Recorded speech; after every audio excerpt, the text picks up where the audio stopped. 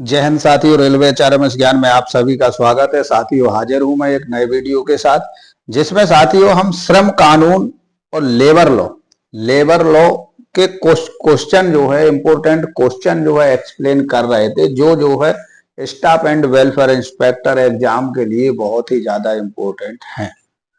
और डिपार्टमेंटली हो, चाहे वो स्टाफ एंड वेलफेयर इंस्पेक्टर का एग्जाम, चाहे जो हो ओपनली, दोनों के लिए बहुत ही ज्यादा इंपॉर्टेंट है।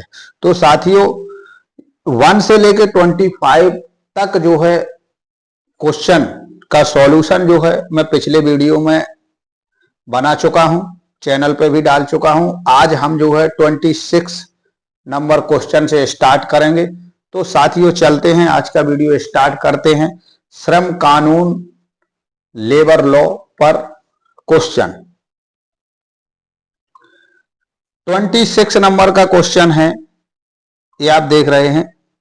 रेल सेवकों के रोजगार के विभिन्न वर्गों के लिए कार्य के मानक घंटे हैं। ये वाला ऑप्शन रहेगा प्रति सप्ताह 42 घंटे गहन के लिए, 48 घंटे निरंतर के लिए तथा 72 घंटे अनिवार्य रूप से सविराम वर्गीकरण के लिए। बी वाला है प्रति सप्ताह 46 घंटे गहन के लिए, 48 घंटे निरंतर के लिए, 72 घंटे अनिवार्य रूप से सविराम वर्गीकरण के लिए। सी वाला है प्रति सप्ताह 40 घंटे गहन के लिए, 42 घंटे निरंतर के लिए, 70 घंटे अनिवार्य रूप से सविराम वर्गीकरण के लिए। डी वाला प्रति सप्ताह 39 घंटे गहन के लिए, 42 घंटे निरंतर के लिए तथा 70 घंटे अनिवार्य रूप से सविराम वर्गीकरण के लिए। तो इसमें साथियों आपका ये ए नंबर का ऑप्शन सही हो जाएगा। ये 42 घंटे गहन के लिए, सप्ताह प्रति सप्ताह जो प्रति सप्ताह 42 घंटे गहन के लिए हो जाएंगे, 48 घंटे निरंतर के लिए, 72 घंटे अनिवार्य रूप से सविराम वर्गीकरण के लिए। नेक्स्ट रहेगा 27 नंबर का क्वेश्चन है। इसमें है नेत्रहीन और अस्थि विकलांग रेलवे कर्मचारियों को भुगतान के किए जाने वाले परिवहन भत्ते की दर बताएं।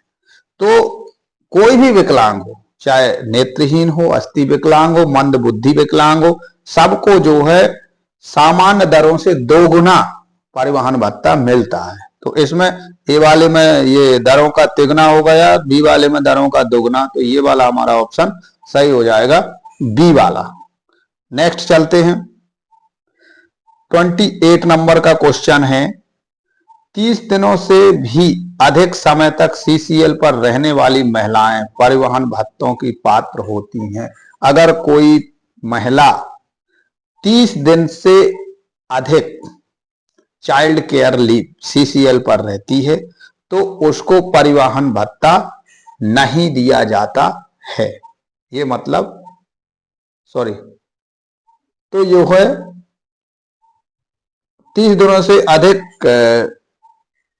समय तक सीसीएल पर रहने वाली महिला परिवहन भत्ते की पात्र होती हैं। तो 30 दिन से भी अधिक समय तक, तो इसका मतलब ये असत्य है।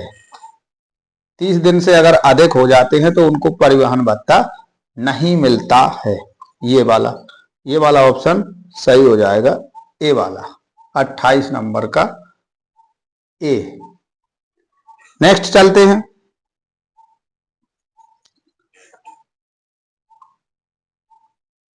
29 नंबर का क्वेश्चन। 29 नंबर का क्वेश्चन है, हड़ताल और तालाबंदी के बीच बुनियादी अंतर है।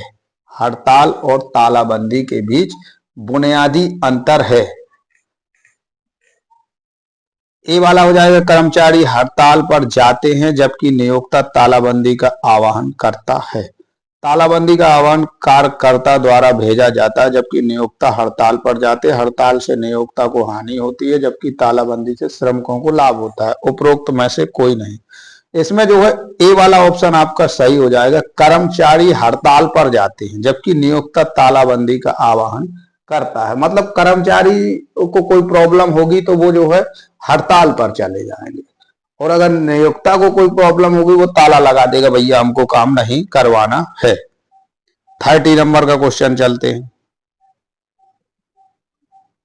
30 30 नंबर का सार्वजनिक सेवा में हड़ताल पर जाने से पहले न्यूनतम सप्ताह का नोटिस आवश्यक है। तो 30 का जो है सी वाला ऑप्शन सही हो जाएगा।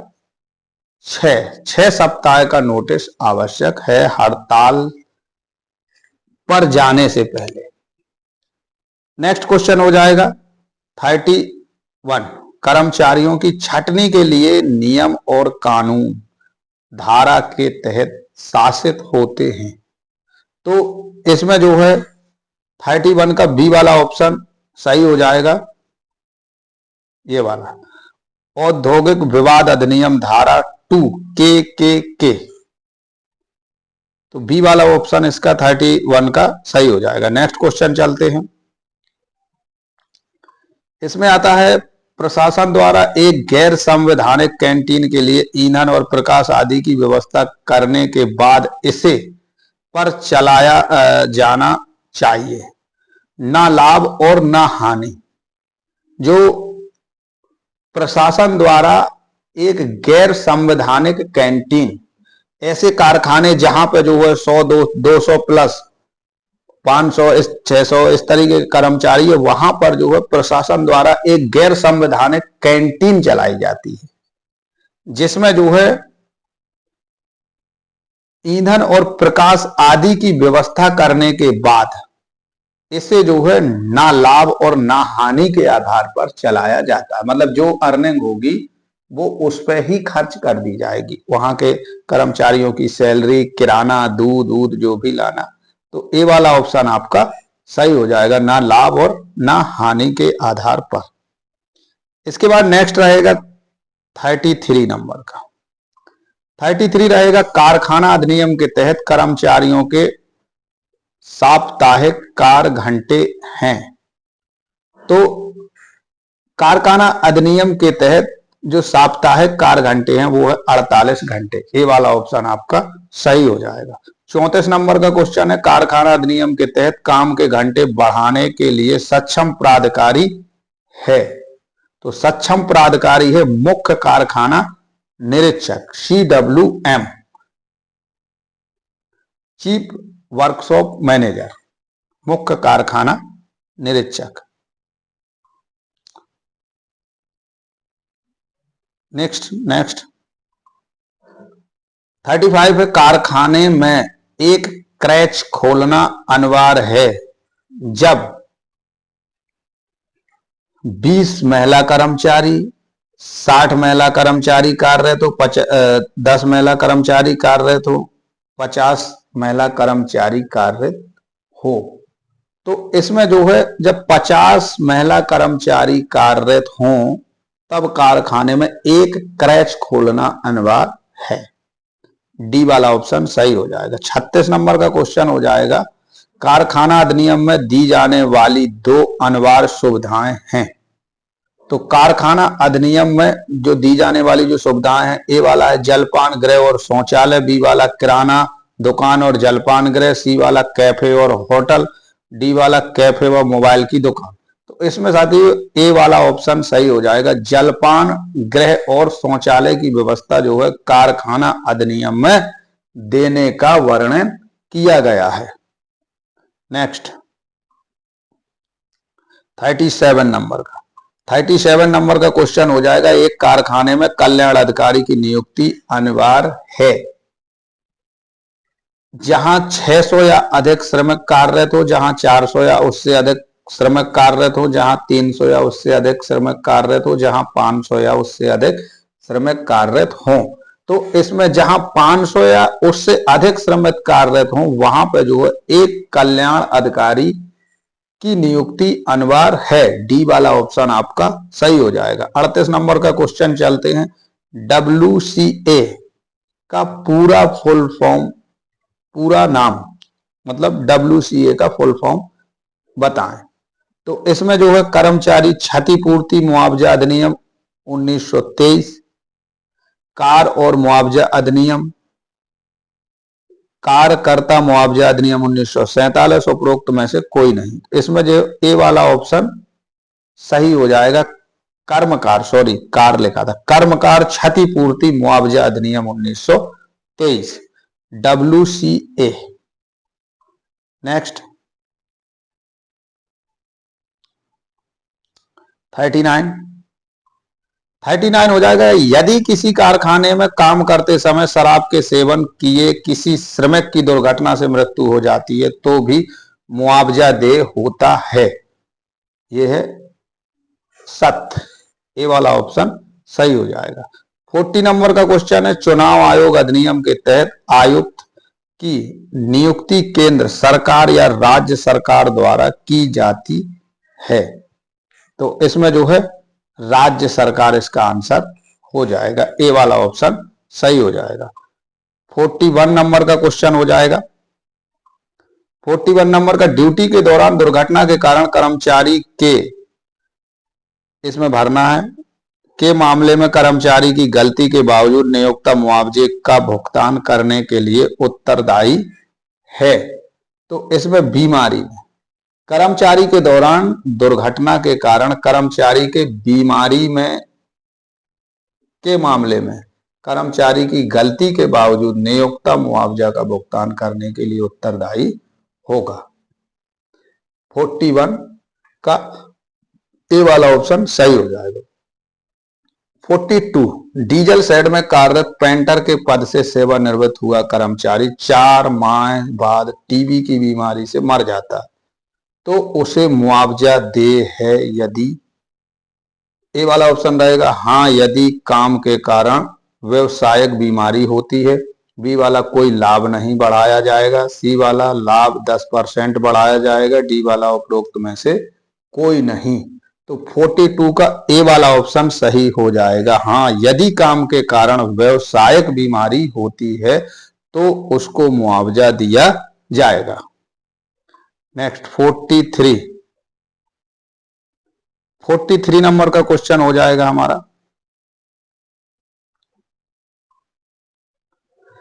प्राधिकरण और परिस्थितियां जो दुर्घटना की जानकारी देना अनिवार्य बनाती हैं।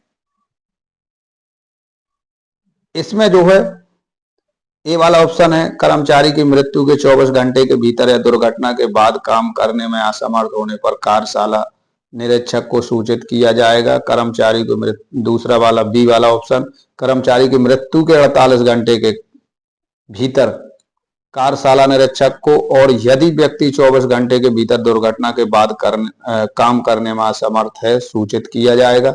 सी वाला, कार्यशाला निरीक्षक को किसी कर्मचारी के कार्यशाला में घटित दुर्घटना से मृत्यु होने की जानकारी 48 घंटे के भीतर, और यदि कर्मचारी दुर्घटना के बाद काम करने में असमर्थ है जैसा कि संबंधित इकाई द्वारा रिपोर्ट किया गया है सूचित करेगा। तो ये आपका इसका सी वाला ऑप्शन सही हो जाएगा। इसके बाद 44 नंबर का क्वेश्चन चलते हैं। इसमें एक आकस्मिक मजदूर जो ड्यूटी के दौरान घायल हो गया है और उसे कर्मचारी मुआवजा अधिनियम के तहत आधे महीने की मजदूरी का भुगतान किया जा रहा है, वो उत्पादकता लिंक बोनस पाने का हकदार है। तो 44 का जो है ए वाला ऑप्शन सही हो जाएगा, मतलब वो लिंक बोनस पाने का अधिकार नहीं रखता। तो ये स्टेटमेंट जो दिया असत्य है। ए वाला ऑप्शन आपका सही ऑप्शन हो जाएगा। 45 क्वेश्चन रीड करते हैं। सभी श्रम कानूनों को लागू करने के लिए जिम्मेदार है कौन? केंद्र सरकार, मंत्रालय का अनुभागीय स्तर, राज्य सरकार, संभाग स्तर। तो सभी श्रम कानूनों को लागू करने के लिए जो जिम्मेदार है वो है हमारी सेंट्रल गवर्नमेंट, केंद्रीय सरकार। ए वाला ऑप्शन सही हो जाएगा। 46 नंबर का क्वेश्चन चलेंगे। कारखाना अधिनियम 1948 के तहत ब्लैंक को रेलवे उत्पादन इकाइयों के अधिभोगी के रूप में नियुक्त करने का अधिकार है। तो कारखाना अधिनियम 1948 के तहत CW है, मतलब मुख्य कार्यशाला प्रबंधक को रेलवे उत्पादन इकाइयों के अधिभोगी के रूप में नियुक्ति करने का अधिकार है। इसमें ए वाला ऑप्शन आपका सही हो जाएगा, मुख्य कार्यशाला प्रबंधक CWM। 47 नंबर का क्वेश्चन चलेंगे। कारखाना अधिनियम 1948 से लागू हुआ। किस डेट से कारखाना अधिनियम लागू हुआ? Factory act 1948। तो कारखाना अधिनियम जो है 1/4/1949 से लागू हुआ।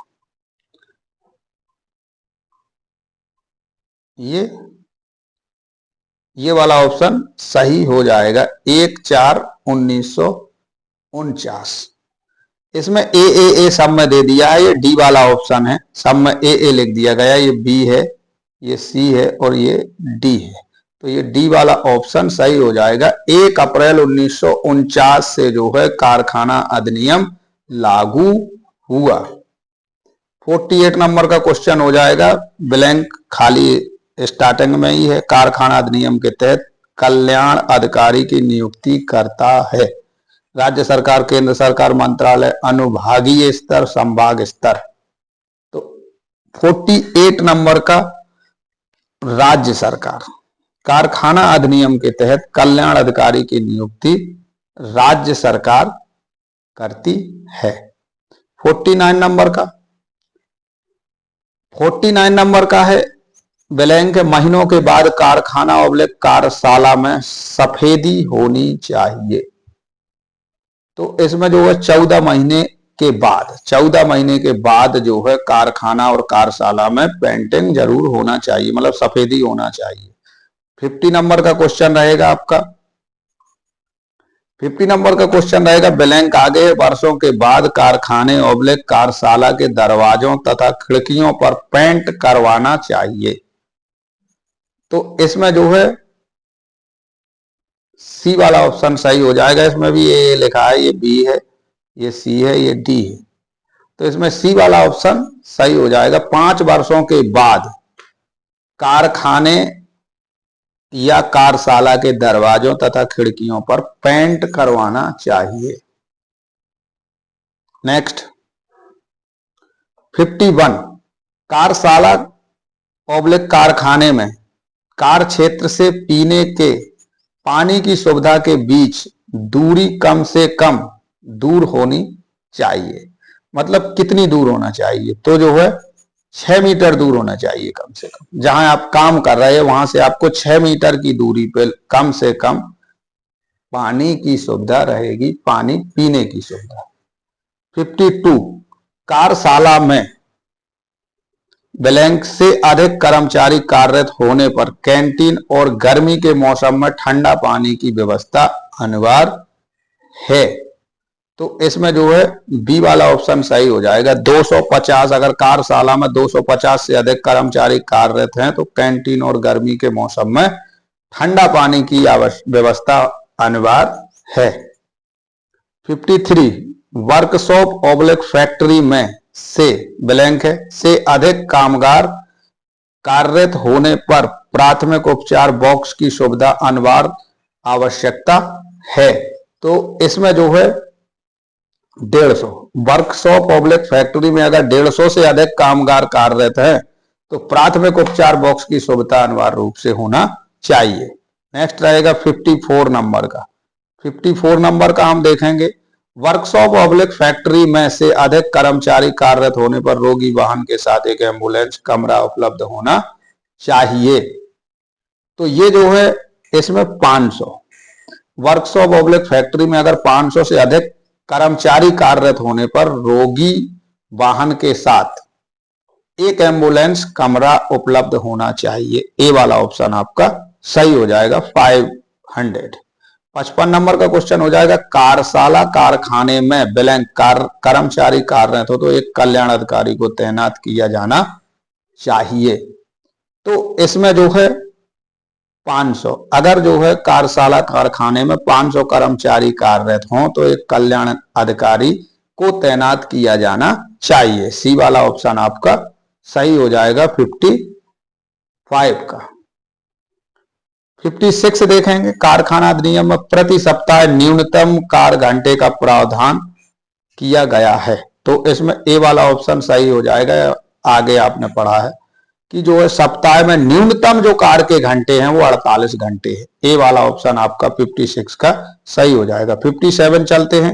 57 में है, 57 में फैक्ट्री अधिनियम के तहत प्रतिदिन 9 घंटे काम करना अनिवार्य है। इसमें कोई ऑप्शन नहीं दिया गया है, इस वजह से इसमें ब्लैंक में लिख दिया है 9 घंटे। ये आपको याद रखना है, 9 घंटे। इसमें कोई ऑप्शन नहीं है, ये सभी ऑप्शन गलत है। फैक्ट्री अधिनियम के तहत प्रतिदिन 9 घंटे काम करना आवश्यक है। 58 नंबर का क्वेश्चन चलते हैं। कारखाना अधिनियम के तहत,